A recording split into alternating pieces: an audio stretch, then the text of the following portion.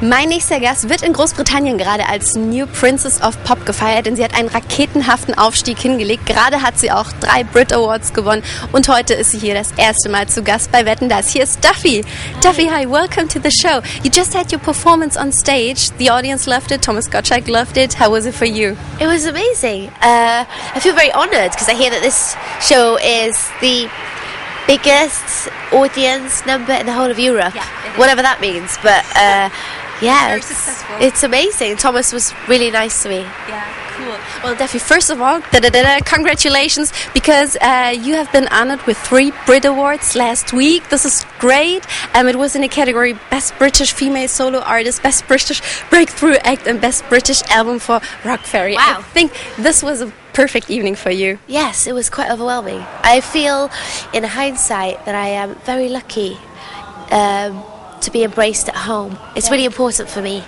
Cool. Well, I saw a picture of that evening. I can show you.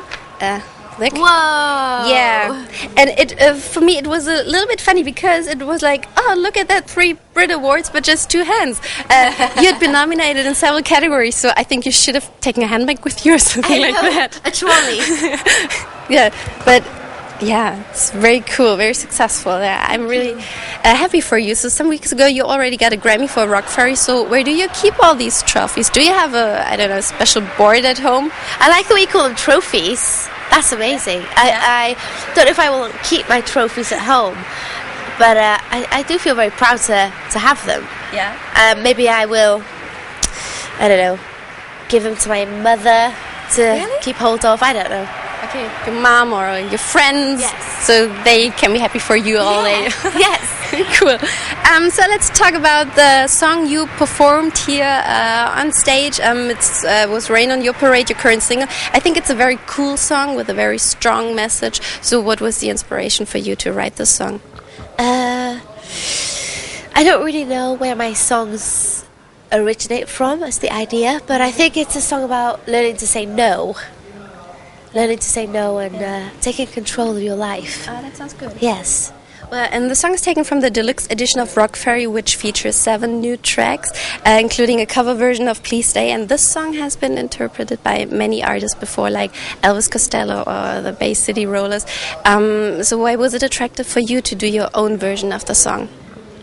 Well, I actually got offered the song for the film, Telstar, which was about the life of Joe Meek. And this song was particularly close to Joe Meek's heart. And apparently there's only one remaining member of the Joe Meek family, and she was really touched by my version. So I think I would like to send a message out to Joe Meek's family that it was probably one of my favourite recordings so far. I think there was something special about it. And yeah, I love being able to record songs that already exist but are slightly obscure. Being able to reinvent them is always a pleasure. And there are 7 new tracks for your fans on the album. Is this perhaps a foretaste of a completely new album? Are you writing new songs at the moment? I don't think I ever stopped writing songs. I think it's just a continuation. Yeah. I don't really feel as though I'm beginning a new record. I just suppose I'm beginning a new chapter in my life. So when I feel as though that chapter is described well in music, I will release the next records. Well, and you did another cover version of a great song for the benefit of the charity organization War Child, and it has to do with Paul McCartney. He was asked to name a member of the current music generation to cover his song Live and Let Die, and whom did he choose? You. So how did you react when you were told that this music legend wanted you to sing one of his songs? It was during quite a busy time in my journey this year, so I didn't really get, excuse me, it was during a very I'll start again. It was during a very busy time in my life that I got the news, and sometimes I don't feel as though I'm able to truly appreciate the magnificent things that I have been able to receive. I feel very grateful, but when you're doing things so quickly, it's hard to take stock. But I do feel as though that was particularly special with Paul McCartney and the Beatles and British music. And of course a lot of people ask me about the War Child as a charity. but I have to admit that I'm not directly associated with it. It's Paul McCartney's charity that he's linked with, and he asked me to do the song. So I believe that if it's for a good cause and he wanted me to do the song, I think it was a wonderful, lovely treat for me to do. Cool. And Paul McCartney's comment about your interpretation was, Duffy's version of Live and Let Die is great. I was really impressed. Wow. Have you ever had the chance to meet him personally? Quite a few times, actually. We keep bumping into each other, which is quite ironic because I don't know what the chances are of bumping into Paul McCartney, but I seem to be doing it. And he was very complimentary. Because, you know, the song in itself was quite a busy arrangement. Yeah. And I did it as a challenge. I wanted to strip it back, and there's actually quite an amazing sentiment there about letting things go. About being free when you're young, and as you get older, you get a bit jaded. You know, so it's about remembering how you used to be, I suppose. You know, there's a line in the song, when you were young and your heart was an open book.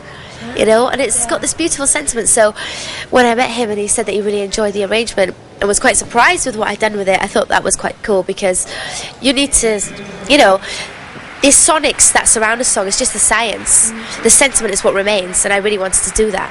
So yeah, I feel quite good about it. Cool.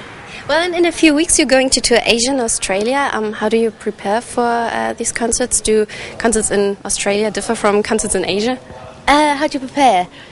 You probably take more sun cream than you would if you were visiting somewhere colder. It's going to be a wild time because we're going through many countries. Japan, Singapore, Australia, New Zealand, I think, over a month. What about Korea? Korea? We're doing Korea? Hong Kong? Whoa. So we've got a lot going on, so I just have to pack my bag with an array of different things. Bikinis and swimsuits. And I don't think you really can prepare, you just have to go with it. Just go and do it. Yeah, have fun.